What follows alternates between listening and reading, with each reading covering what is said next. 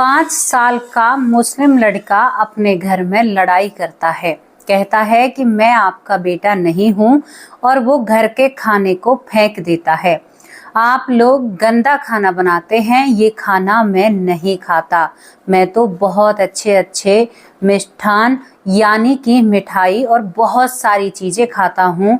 ये मैं कहाँ पर आ गया? भगवान मुझे जल्दी से जल्दी अपनी जगह पर भेजो। और ये 5 साल का लड़का हर घर के कोने में जाकर रोता है, विलाप करता है, घर वालों से कहता है कि या तो मुझे मेरे घर छोड़कर आओ वरना मैं अपने आप को नुकसान कर लूंगा। माँ जब इस बेटे की करतूतों को देखती है तो यहाँ पर अम्मी जान परेशान हो जाती है। इतनी ज्यादा परेशान हो जाती है कि एक दिन उसको कमरे में बंद करती है और उसे इतना पीटती और कहती है कि तू क्या अपने शरीर को इस दुनिया से दूर करेगा? चल तुझे आज मैं ही अल्लाह ताला के पास भेजती हूँ और तूने जो हमारी नाक में दम कर रखा है इससे मैं बहुत परेशान हूँ और मैं आज तुझे नहीं छोड़ूंगी।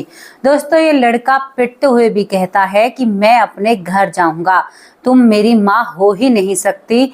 यहाँ पर तो माँ कहते ही नहीं है, यहाँ तो अम्मी कहते हैं और मैं किसी अम्मी को नहीं जानता। अब दोस्तों, यहाँ पर ये घटना आप लोगों को आश्चर्य में डालेगी, क्योंकि हमने अपने चैनल पर जितनी भी घटनाएं आप लोगों को बताई हैं सभी घटनाओं में यहाँ पर जो मुस्लिम परिवार के लोग होते हैं वो हिंदू परिवार में जन्म लेते हैं। लेकिन पहली मेरे चैनल पर ऐसी घटना आई है जहाँ पर एक हिंदू ने मुस्लिम के घर जन्म लिया है। ये सब कुछ कर्मों के ऊपर होता है दोस्तों। आपके जन्म भी कर्म के आधार पर जन्म होते हैं। जाति या ऐसी चीजों में आप अपने कर्मों के हिसाब से जाते हो, चाहे कोई भी हो। अगर मैं कर्म थोड़े से उल्टे सीधे करूंगी तो शायद मेरे लिए भी ये प्रावधान यानी कि ये सब कुछ तय हो जाता है। यहाँ पर कौन कहता है कि पुनर्जन्म नहीं होते? कौन कहता है? मुसलमान कहते हैं। बहुत मुस्लिम लोग नहीं मानते कि पुनर्जन्म नहीं होता, लेकिन जब उनके घर में पुनर्जन्म हो जाता है तो उनके पैरों तले जमीन खिसक जाती है। फिर कई सवाल खड़े हो जाते हैं कुरान पर, क्योंकि कुरान में साफ साफ लिखा हुआ है कि पुनर्जन्म का कोई भी यहाँ पर मतलब कोई लेख है ही नहीं। तो फिर ये कैसी माया है? इस माया को क्या कोई समझ पाया है? फिर तो वही बात आती है। यहाँ पर फिर कमेंट कर मेरे भाई कहते हैं कि आप सही नहीं कहती हो। यानी जो दूसरे धर्म के लोग हैं वो मुझसे वार्तालाप जब करते हैं तो कहते हैं कि आप सही नहीं कह रही हैं। लेकिन जितनी भी मैं घटनाएं लेकर आती हूँ ये घटना भी सत्य है और एक हिंदू व्यक्ति का मुस्लिम परिवार में पुनर्जन्म हुआ है। पहली ऐसी घटना आपको बता रही हूँ। और आज इस मुस्लिम व्यक्ति की उम्र करीबन 45 यानी 45 साल का ये व्यक्ति हो चुका है। बहुत ही गरीब परिवार में है, लेकिन पहले बहुत अमीर परिवार में होता है। तो आप चलिए इस कहानी को आप लोगों को बताती हूँ, इस घटना को, जो घटना हमारे भारत से ही है और बहुत ही रोचक सी स्टोरी है। चलिए आपको मेरे साथ चलना होगा जिला बुलंदशहर में, जहाँ पर जहांगीराबाद कस्बा पड़ता है। इस कस्बे में एक सेठ रहता है। सेठ का नाम मुकटलाल होता है। मुकटलाल के 2 बच्चे होते हैं। यहाँ पर पत्नी का नाम शारदा होता है और सेठ की दुकान कपड़ों की होती है। और यहाँ पर 2 भट्टे इस सेठ के चल रहे थे। सेठ मुकटलाल के पास इतना पैसा था कि मनमर्जी वो पैसा उड़ाया करता, मनमर्जी पैसे को इस्तेमाल किया करता, लेकिन वो गलत भी करता है। गरीब लोगों को परेशान करता है। गरीब लोगों को यहाँ पर बहुत ज्यादा मतलब जैसे कि उनकी झाड़ी बनती है तो उनमें से 100 रुपए काटना। जो भट्टों पर मुनीम रख रखे हैं उन्हें सख्त कहा था इस मुकटलाल ने कि उन लोगों से कि यहाँ पर जिस मजदूर के भी हर किसी के 100 या 50 रुपए आपको काटने होंगे और तभी हमें इस भट्टे में प्रॉफिट हो पाएगा। कपड़ों का व्यापार जो वो करता है, दुकान खुली हुई है, उसमें भी वो धांधलेबाजी करता है। 100 की चीज को यहाँ पर करीबन 200-300 में बेचता है, यानी 9 रुपए की चीज को 100 में बेचने की कोशिश करता है जो मुकटलाल होता है। तभी इसके पास पैसों की कोई कमी नहीं होती। उन पैसों को घर में इस्तेमाल करता है और अपनी जिंदगी को बहुत ऐश और आराम से गुजार रहा था। जिंदगी बहुत अच्छे से चल रही थी। अब मुकुटलाल अपनी पत्नी शारदा से बहुत प्रेम करता है। बच्चे जान से ज्यादा प्यारे लगते हैं। अब बच्चों पर तो ये अपनी जान छिड़कता है। अब बच्चों ने कहा कि बाबा आज हम जलेबी खाएंगे। पत्नी ने कहा कि कल मेरा व्रत है किसी चीज का, तो उसमें मैं कोरा कपड़ा ही यानी नया कपड़ा ही पहनूंगी, तो आप दुकान से आ रहे हैं मेरे लिए एक अच्छी सी साड़ी रख लाना, मैं कल नई साड़ी पहनने वाली हूँ। तो दोस्तों मुकुटलाल अपनी पसंद की साड़ी अपनी बाइक पर रखता है, बुलेट पर चला करता था। बुलेट उस समय में गाड़ी से भी बड़ा वाहन माना जाता था। बुलेट को आज से करीबन आप सोच कर देखिए 45 साल पहले जिसके पास बुलेट थी वो व्यक्ति जाना माना रईस माना जाता करता। अब वो इसी बुलेट से यहाँ पर जो उसके भट्टे होते हैं ईंट बनाने वाले उन पर जाया करता और इसी बुलेट से वो अपने घर के कामकाज किया करता। अब बुलेट से वो घर आ रहा था। घर आते वक्त अपनी पत्नी की साड़ी और बच्चों की जलेबी उसने अपनी गाड़ी पर रख रखी थी जो बाइक होती है। तभी दोस्तों यहाँ पर इसकी टक्कर होती है। टक्कर होने के बाद बुलेट की ब्रेक उलझती है, पता नहीं कुछ ऐसा ही बताते हैं, जिनके कारण बुलेट गिर जाती है और गिरते हुए वो काफी दूर तक फिसलती हुई जाती है। और यहाँ पर जैसे ही ये बुलेट से दूर होता है इसके ऊपर ट्रक चढ़ जाता है। एंड मौके पर ही जो यहाँ पर सेठ मुकुटलाल होता है वो भगवान को प्यारा हो जाता है। और दोस्तों ये आज से 45 साल पहले यानी 46 साल पहले की बात होती है, क्योंकि मुकुट की उम्र आज करीबन 45 साल है। 1 साल बाद उसका पुनर्जन्म होता है। मुकुट जब इस दुनिया से चला जाता है तो साड़ी रोड पर पड़ी हुई थी, जलेबियां एक तरफ पड़ी हुई थी और मुकुटलाल की हालत बहुत बुरी थी। कुछ गरीब लोग ये कहते हैं कि अगर गरीब का पेट काटेगा तो ऐसी ही दशा होनी है, लेकिन पत्नी और बच्चे बिल्कुल टूट चुके थे। बाबले से हो जाते हैं कि हम कैसे अपने बाबा बिन रहेंगे और एक परिवार पर दुखों का पहाड़ टूट जाता है। इतना बड़ा दुखों का पहाड़ होता है कि मैं आपको क्या बताऊं। मुकुटलाल की जो पत्नी शारदा होती है वो तो बिल्कुल ही सुध बुध खो देती है। डॉक्टरों के पास उसे ले जाना पड़ता है। दोस्तों एक भारी सदमा था। एक सेठ इस दुनिया से जा चुका था। मुकुटलाल के भाई और भाभी सभी हैरान और परेशान हो जाते हैं। पत्नी मुकुटलाल के कपड़ों को देखकर रोया करती। कमरे के अंदर जाकर कपड़ों से लिपटकर बिस्तर पर मुकुटलाल को याद किया करती। बच्चों में छवि को देखा करती और बार बार कहा करती कि मुकुटलाल क्या तुम नहीं आ सकते। मुकुटलाल को याद करते करते वो पत्नी बड़ी ही भावुक और उसकी 1 साल ऐसे ही निकल जाता है। अब दोस्तों हम यहाँ पर इस कहानी को समाप्त होता हुआ नजर आती है, लेकिन उसके बाद हम क्या देखते हैं। उसके बाद यहाँ पर बरतोरा नाम का एक गांव होता है। बरतोरा नाम के गांव में करीबन 1 साल बाद मुकुटलाल की मृत्यु के बाद एक लड़के का मुस्लिम परिवार में जन्म होता है, जहां पर उससे पहले एक और उसका बड़ा भाई होता है। जब यहाँ पर इस लड़के का जन्म होता है तो इस लड़के के शरीर पर कई चोट के निशान होते हैं, जो कि मुस्लिम परिवार में पैदा हुआ था और ये मुस्लिम परिवार बहुत गरीब होता है। यहाँ पर दोनों भाई जब ये मुकुटलाल यानी इस घर में जब ये पैदा होता है तो इसका नामकरण रखाया जाता है, तो नवाब खान इसका नाम रखा जाता है। और नाम रखने के बाद इसके शरीर के घावों को देखकर इसकी माँ विचलित हो उठती है और यहाँ पर डॉक्टर को दिखाने की कोशिश करती है। डॉक्टर साहब कहते हैं कि कोई बड़ी बात नहीं है, बहुत से बच्चे जन्म से ही ऐसे निशान लेकर पैदा होते हैं, आप घबराइए मत, आपका बच्चा बहुत जल्दी स्वस्थ हो जाएगा। धीरे धीरे जो नवाब खान होता है वो धीरे धीरे बड़ा होने लगता है। नवाब खान जब बोलने लगता है तो वो माँ शब्द का उच्चारण सबसे पहले करता है। अब यहाँ पर ये मुस्लिम महिला खड़ी होकर देखती रह जाती है कि बड़ा बेटा तो मुझे अम्मी कहता है और ये मुझसे माँ कहकर बुलाता है, लेकिन कोई बात नहीं, अब ये और भी बड़ा होता है तो अपने पिता से बाबा कहकर बुलाया करता। अब इस बात को सुनकर भी ये जो यहाँ पर परिवार होता है हैरान होता है, लेकिन जैसे जैसे इस नवाब खान की जुबान चलती है वैसे वैसे ये बहुत सारे राज खोलता है। बहुत सारे राज कैसे खोलता है, जब ये बोलना जानने लगता है तो ये अपनी माँ के हाथ से दूध भी नहीं पीता है। यानी 2 साल की उम्र में जब इसकी जुबान चलने लगती है तो ये अपनी माँ के बाल पकड़कर कहता है कि तुम मेरी माँ नहीं हो, मेरी माँ तो यहाँ पर जहांगीराबाद में है और मैं जहांगीराबाद जाऊंगा। इसी बात की रट लगाए रखता है। माँ इसको ऐसे ही छोड़ देती है, जबरदस्ती इनको खिलाती है, पिलाती है। धीरे धीरे लड़का जब तक 3 साल का होता है, अब ये अपने भाई के, अपने पिता के और अपनी माँ के विरुद्ध हो जाता है। विरुद्ध क्यों होता है? क्योंकि इस घर में जो मांसाहार है, सभी मांसाहार हैं और यहाँ पर जो नवाब खान होता है वो बिल्कुल भी मांस को हाथ नहीं लगाता है। कहता है कि मैं ऐसी चीजें नहीं खाता हूँ। 3 साल का बच्चा जवाब देने में सक्षम था, बहुत बड़ी बड़ी बातें करता है और कहता है कि अगर तुम ऐसा ही खाना खाओगे तो एक दिन मैं तुम्हारे घर को छोड़कर चला जाऊंगा। मुझे ही पता है मैं कैसे यहाँ पर वक्त गुजार रहा हूँ और तुम लोग ऐसी चीजें खाते हैं। धीरे धीरे समय और करवट लेता है। घर वाले बड़े परेशान और हैरान होते हैं।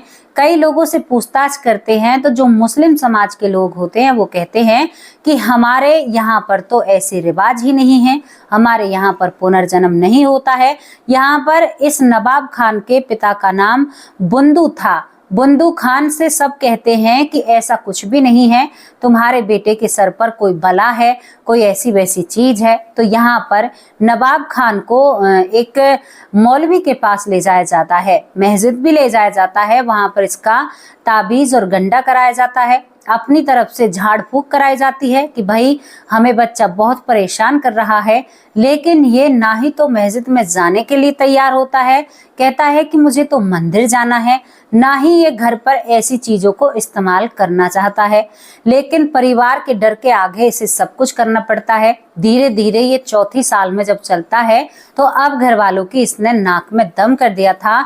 जब तक ये 4 साल की उम्र में होता है इसने घर में से बिल्कुल मांसाहार को बंद कर दिया था, क्योंकि जब घर में खाना पकता है मांसाहार तो ये उसको उठाकर बाहर फेंक दिया करता और कई बार इसको पिटाई भी लगी है। जब इसके सामने किसी मुर्गा या मुर्गी के साथ कुछ गलत होता है तो ये अपने ही माँ बाप के विरुद्ध हो जाता है। कहता है कि तभी तो कहता हूँ कि तुम मेरे माँ बाप नहीं हो, मैं ऐसी चीजें खाता ही नहीं हूँ, मैं ऐसी चीजें इस्तेमाल ही नहीं करता, तो तुम लोग ऐसी चीजें खाते हो तो तुम मेरा परिवार नहीं हो। यहाँ पर इसकी सारी बातों को सुनकर माँ बिल्कुल दिमागी रूप से परेशान हो चुकी थी, बहुत दुखी और बहुत ही ज्यादा परेशान, क्योंकि बीते 2 या 2.5 साल से इस पूरे परिवार ने मांसाहार को हाथ नहीं लगाया था। इस बच्चे की वजह से जो कुछ भी खाना पीना होता था वो घर के बाहर होता है, क्योंकि ये इतना ज्यादा घर में कलेश किया करता। अब माँ सोच विचार करती है और एक दिन माँ जबरदस्ती घर में आंगन में घूमती हुई मुर्गी को पकाती है। मुर्गी को जब माँ पकाती है तो ये लड़का तभी से रो रहा था। इसने अपनी माँ पर हाथ तक उठा दिया था। जब माँ पर हाथ उठाता है तो माँ इतनी परेशान हो जाती है और इसको अंदर लेकर जाती है, कमरा बंद करती है और इसमें बहुत जोर से पिटाई लगाती है। इतना इसको पीट कर कहती है कि जाएगा तू, जाएगा बुलंदशहर, क्योंकि फिर ये कहने लगा था कि मैं बुलंदशहर के यहाँ पर जहांगीराबाद के कस्बा में जाऊंगा, जहाँ पर मेरा परिवार, जहाँ की मैं सेठ था, जहाँ पर मेरे बेटे हैं, 2 बेटे हैं, मेरी पत्नी है, मैं वहां पर जाऊंगा। लेकिन जब माँ अच्छे से इसकी खातिरदारी करती है तो ये कांपने लगता है और आज इसे जबरदस्ती वो खाना खिलाया जाता है जिसकी शायद इसे उम्मीद नहीं थी। कहा जाता है कि तेरी जिंदगी यही है, तुझे इसी हिसाब से जीना है जैसे हम जिएंगे और तू कहीं पर भी नहीं जा सकता। तेरी हिम्मत कैसे हुई, तुमने हमें परेशान करके रख रखा है, तू समझता क्या है अपने आप को, बिल्कुल भी नहीं जाने दूंगी, जो कुछ है तेरा यहीं पर है। और इसे इस कदर पीटा जाता है। दोस्तों पिटने के बाद ये लड़का थोड़ा सा शांत हो जाता है, क्योंकि आज इसको बहुत बेहतरीन तरीके से पीटा गया था एक माँ के जरिए, आप लोगों को पता है। लेकिन अब ये इन बातों को बाहर करता है, घर से बाहर कहता है कि एक ना एक दिन तो मेरे पास पैसे होंगे और उस दिन मैं जरूर यहाँ से जाऊंगा और मैं अपनी पत्नी से जरूर मिलूंगा। दोस्तों धीरे धीरे जब ये लड़का बड़ा होता है, जिसका नाम नवाब खान होता है, तो ये समाज को समझने लगता है, दुनियादारी को समझने लगता है और कहीं ना कहीं ये मांसाहार भी करने लगता है और धीरे धीरे इसकी मानसिकता बदलने लगती है। ये अपने परिवार से तो नहीं मिलता है, लेकिन आज इसकी उम्र 45 साल है और आज भी ये दावे के साथ कहता है कि मुझे बीता हुआ मेरा जन्म बिल्कुल याद है, लेकिन माँ बाप की बंदिशों के सामने मैं नहीं जा पाया। लेकिन ये कहता है कि मैं बड़ा होकर उसे देखकर आया था, वहां पर मैंने अपनी पत्नी की झलक भी देखी, लेकिन मैंने उसको नहीं बताया कि मैं तुम्हारा पति हूँ। ये इतनी सारी बातें करता है, कहता है कि मेरे बच्चे भी शायद बहुत बड़े हैं और वही मेरे कारोबार को संभाल रहे हैं। मैंने आज तक किसी से भी ये बात साझा नहीं की, लेकिन वो एक इंटरव्यू में, उनका पुनर्जन्म के ऊपर ही इंटरव्यू लिया जाता है, यहाँ पर कुछ लोग रिसर्च कर रहे थे, तो वहां पर वो बताते हैं कि हाँ बस यही है। आप लोगों को अगर इस व्यक्ति नवाब खान से मिलना है, जिनके पिता का नाम बंदू खान है, यहाँ पर ये दो भाई होते हैं, तो बरतौरा आप जा सकते हैं। इनके गांव का नाम बरतौरा गांव का नाम है और ये व्यक्ति आज भी कामकाज करता है। जिंदगी बहुत संघर्ष भरी है क्योंकि ये लोग बहुत गरीब हैं, लेकिन बीते जन्म में यहाँ पर जो नवाब खान होता है उर्फ सेठ मुकटलाल होता है, जिसके पास धन दौलत की कोई कमी नहीं होती है। धन दौलत इसके पास बखूबी बहुत होता है, बहुत इसके पास पैसा होता है, लेकिन दोस्तों हमारे कर्म हमें वहां पर लाकर खड़ा कर देते हैं जहां से हम मुड़ भी नहीं सकते। अब आप कहेंगे कि ऐसी बातें क्यों कह रही हो, क्योंकि मुझसे कई बार कमेंट बॉक्स में कह भी दिया जाता है।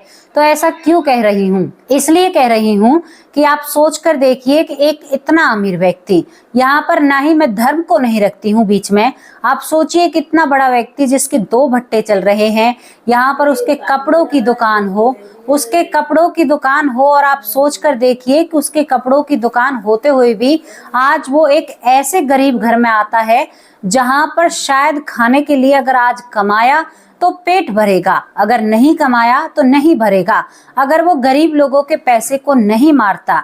आप सोच कर देखिए, जो उसने अपने मुनीम से कहा कि भाई हर किसी की मजदूरी में से रोज 100 रुपए काटे जाएंगे, तो आप सोचिए अगर उन 100 रुपयों को वो नहीं काटता तो शायद वहीं पर वो अपनी जिंदगी बहुत अच्छे से बिताता। यहाँ पर कहते हैं कि अकाल मृत्यु जो होती है वो हमारे कर्मों से तय होती है।